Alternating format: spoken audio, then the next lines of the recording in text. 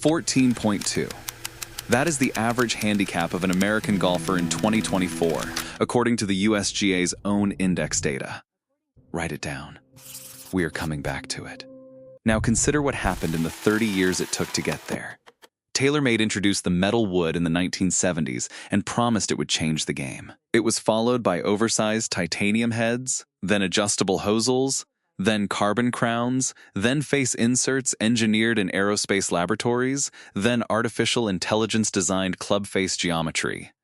Callaway built the Big Bertha, then the Great Big Bertha, then the Great Big Bertha II, then the Rogue, then the Paradigm. Each one announced at a January launch event with graphs showing ball speed numbers that would make a physics professor lean forward in his chair.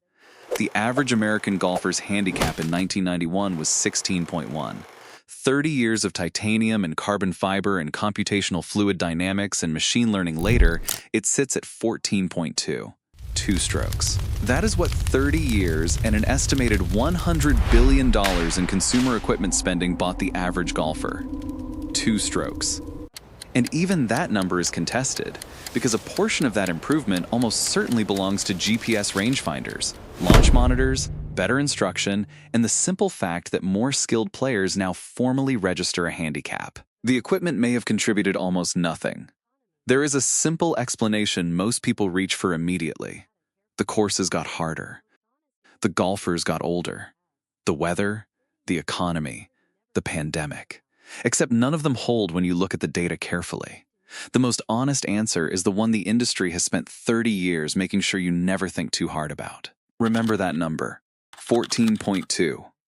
We are going to need it at the end. Go back to 1991.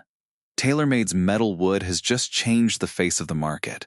Metal heads are louder, uglier, and longer than anything a traditional club maker had ever forged. The purists hate them.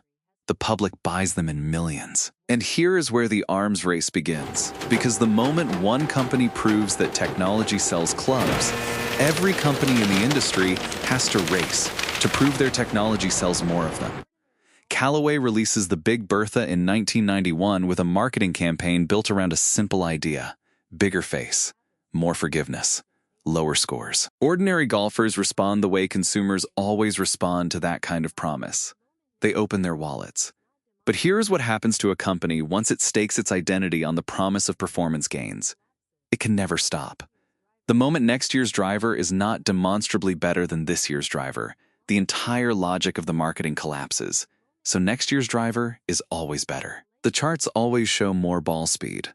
The launch angle is always more optimized.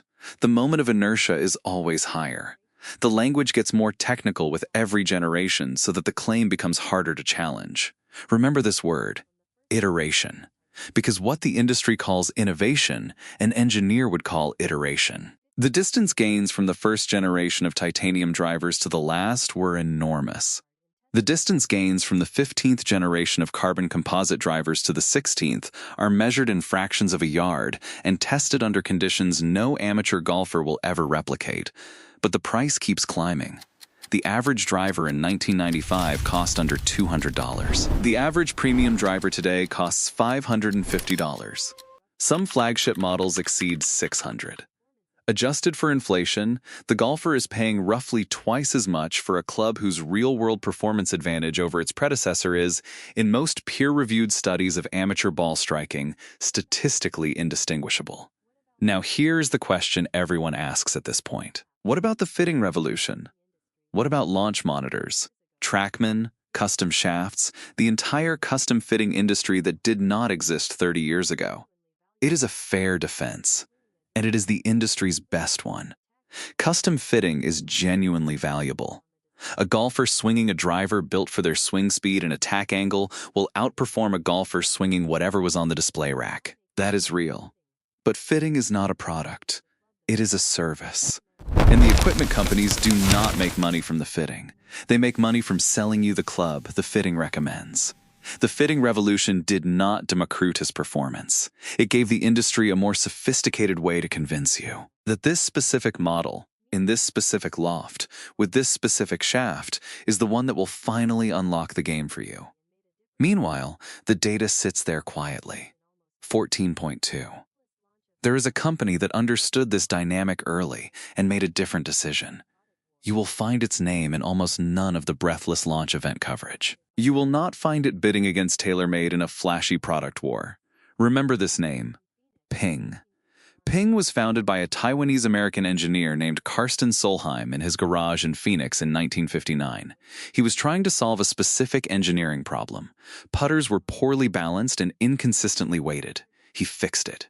The putter made a distinctive ping sound at impact. The name stuck. For decades, Ping did something that made the marketing departments of its competitors visibly uncomfortable. It built clubs designed to last. It offered a custom fitting system not to upsell customers into a new model every 18 months, but to find the right static specifications for each individual golfer's body and swing, and then build that exact club to hold up for years. When TaylorMade was releasing multiple new driver lines per year, Ping was releasing one. When Callaway was refreshing its entire iron lineup on an annual cycle, Ping was telling its customers that a well-fitted set of irons should serve them for a decade. In an industry built on the promise of perpetual improvement, Ping bet on the quieter promise of permanent fit. Ping is privately held. It does not publish revenue, but it has operated profitably for more than 60 years without a single leveraged buyout, without a private equity restructuring, without a bankruptcy filing. The company Karsten Solheim started in his garage in Phoenix is still run by his family. Same storm. 2 ships. One was selling next year. The other was building something meant to last. Here is the mechanism the equipment industry found and never let go of.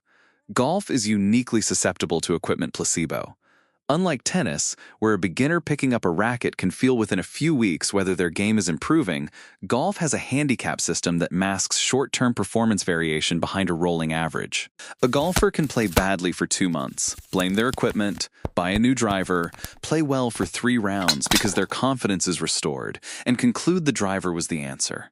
The industry did not invent this psychology, but it has spent 30 years engineering around it. The product cycle is calibrated to reset every season because after 1 full year of ownership, most amateur golfers have accumulated enough bad rounds to begin blaming their equipment again. The trade-in programs at major retailers are not a service to the customer. They are a mechanism to lower the psychological cost of the next purchase. And here is the sentence that closes the case. The companies know the average handicap is not moving. The USGA data is public. Every major equipment manufacturer employs research scientists who have read those studies. The argument made internally is not that the equipment makes the average golfer better. The argument is that the equipment makes the average golfer feel more capable. And feeling more capable keeps them in the game, keeps them spending, and keeps the industry alive. That may be true, but it is a very different promise than the one printed on the box. Go into any garage in any suburb in any golf town in America. Behind the rake and the garden hose, you will find a bag. Inside that bag, there is a driver that was the answer 3 years ago. Beside it, a second driver that was the answer before that. Some of those bags hold 4 drivers. Each one bought with genuine optimism. Each one retired with genuine disappointment. The game is not easier than it was in 1991. The average golfer is not meaningfully better than their father was, despite spending more on a single driver than their father spent on an entire set. The technology is real. The engineering is genuine. Some of it is genuinely impressive. But the promise it was sold under was always bigger than the technology could deliver, and the industry has known that for a very long time. 14.2. That is what 30 years of promises cost you. What do you think? Did a new driver ever actually lower your scores? Or did the improvement come from something else? Tell me in the comments. And if this kind of honest look at where the money goes in golf is useful to you, subscribe now, because there is a lot more where this came from.